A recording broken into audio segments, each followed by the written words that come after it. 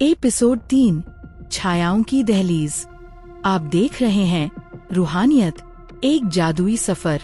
सुबह की धूप में भी कुछ तो अजीब था, जैसे वो रोशनी नहीं परछाई बुन रही हो। आरोही जागती है, लेकिन खिड़की के बाहर सब कुछ स्याह लगता है, जैसे रात ने सुबह से समझौता कर लिया हो। आईना अब भी टूटा है, पर अब उसमें कोई हलचल नहीं। उसकी परछाई गायब है, पर वो आवाज अब भी कमरे में गूंजती है। हर दहलीज एक सवाल है, और हर सवाल एक दरवाजा। वीर की अधूरी डायरी का एक नया पन्ना खुद ब खुद सामने आता है। उसमें लिखा है, दहलीज पार करने से पहले अपनी आत्मा को टटोल, नहीं तो तुझे वो मिल जाएगा जो तू कभी चाहती ही नहीं थी। दादी की आत्मा फिर दिखाई देती है। इस बार वो डरती हुई लगती है। तू अकेली नहीं है, लेकिन अब तुझ पर भरोसा भी नहीं कर सकते। दादी आरोही को एक जादुई चूड़ी देती है, जो सच और झूठ को अलग कर सकती है। घर के नीचे तहखाना खुलता है, जो पहले कभी नहीं था। नीचे उतरते ही दरवाजे खुद ब खुद बंद हो जाते हैं। तू अब लौटी तो नहीं जाएगी। दीवारों पर हिलती परछाइयाँ अब आकार ले रही हैं। हर परछाई एक चेहरा बन जाती है, कोई परिचित, कोई अनजाना।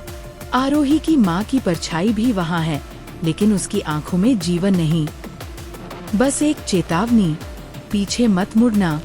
3 दरवाजे सामने आते हैं, एक सोने का, एक लोहे का और एक शीशे का। चूड़ी जलती है जब वो शीशे वाले दरवाजे के पास जाती है। वो शीशे का दरवाजा खोलती है और सीधे एक दूसरी दुनिया में पहुंचती है, जहां हर चीज उल्टी है। लोग उल्टा बोलते हैं, समय पीछे चलता है। उस दुनिया में आरोही को मिलती है एक और आरोही, जो हंसती है, लेकिन उसकी आंखें शैतान की तरह चमकती हैं। मैं वो हूँ जो तू बनने वाली है। इस नई दुनिया में समय उल्टा चलता है, धड़कने पीछे की ओर, बातें अधूरी रह जाती हैं। हर चीज का एक प्रतिबिंब है, लेकिन सब कुछ डरावना और अस्वाभाविक।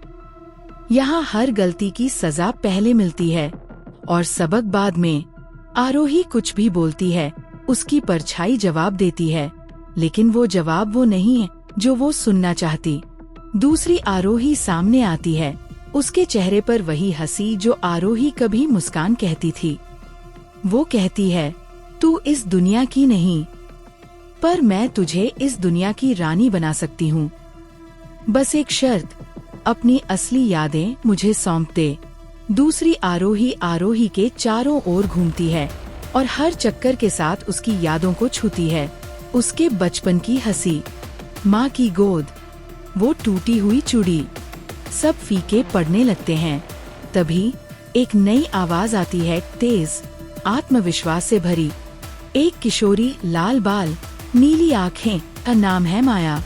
वो कहती है, तू उस जाल में जा रही है जिससे निकलना नामुमकिन है। माया खुद को बताती है, एक शैडो जंपर, जो इन 2 दुनियाओं के बीच यात्रा कर सकती है। माया आरोही को एक जादुई पत्थर देती है, आग निशिला। इससे अगर कोई झूठ बोले तो पत्थर गर्म हो उठता है। दूसरी आरोही जब कुछ कहती है, पत्थर जलने लगता है। वो तू नहीं है आरोही, वो तेरी आत्मा चुराना चाहती है। माया और आरोही मिलकर उस दुनिया से निकलने का रास्ता ढूंढती हैं, लेकिन हर रास्ता फिर से एक ही जगह पर लाता है, एक दर्पणों से बनी भूल भुलैया। हर दर्पण में अलग अलग भविष्य दिखते हैं, कुछ खूबसूरत, कुछ भयानक। एक दर्पण में आरोही देखती है वीर, वो किसी और आयाम में कैद है और कुछ इशारा कर रहा है। उसके होंठ कह रहे हैं, लाल दरवाजा, उल्टी सच्चाई। माया रुक जाती है, अगर तू लाल दरवाजे से गुजरी तो शायद मैं तुझे दोबारा कभी ना देख सकूं। पर आरोही तैयार है, अगर मेरी सच्चाई उस पार है तो मैं डर कर नहीं, लड़ कर जाऊंगी। लाल दरवाजा सांसें लेते हुआ प्रतीत होता है, जैसे वो जीवित है। खून की नदियों जैसी आकृतियां उस पर उभरती हैं। आरोही जैसे ही चूड़ी से उसे छूती है, दरवाजा कराहता है और खुलता है। दरवाजे के उस पार है एक शून्य, ना धरती ना आकाश, बस एक खालीपन। आरोही उसमें कूद जाती है और फिर सब कुछ काला। जैसे ही आरोही शून्य में गिरती है, उसे कोई आवाज सुनाई देती है, ना नर की ना मादा की, बस एक गूंज, तू आई है, अब वापस नहीं जा सकती। फिर वो देखती है अनगिनत आत्माएं हवा में तैरती। हर एक आत्मा कभी किसी की थी, अब बस साया है। उन आत्माओं में से एक, जिसकी आंखें नीली थीं और जिसकी मुस्कान में दर्द था, आरोही से कहती है, हर आत्मा की कीमत होती है, तू क्या छोड़ने को तैयार है? आरोही, उसकी हथेली में एक घड़ी दिखाई देती है, लेकिन समय उल्टा चल रहा था। Click click click. शून्य में एक द्वार खुलता है, छाया मंडल का। यह वो जगह है जहाँ से सभी परछाइयाँ पैदा होती हैं।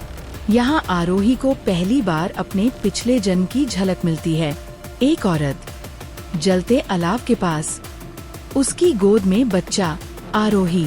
आरोही की माँ अपने अंतिम क्षणों में एक वादा करती है, अगर मेरी बेटी कभी अंधकार में गिरे तो मैं उसे रोशनी बनकर रास्ता दिखाऊं। और तभी आरोही की हथेली जल उठती है। एक चिन्ह प्रकट होता है, त्रिशूल के समान, लेकिन उल्टा। ये है रूह जागृति चिन्ह।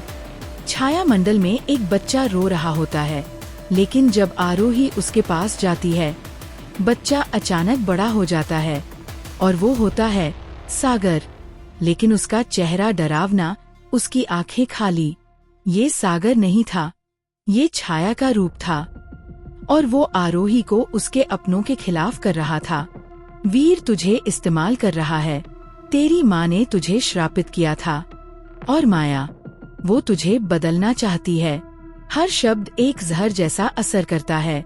आरोही एक गुफा में गिरती है, जहाँ उसका मन उससे अलग हो जाता है।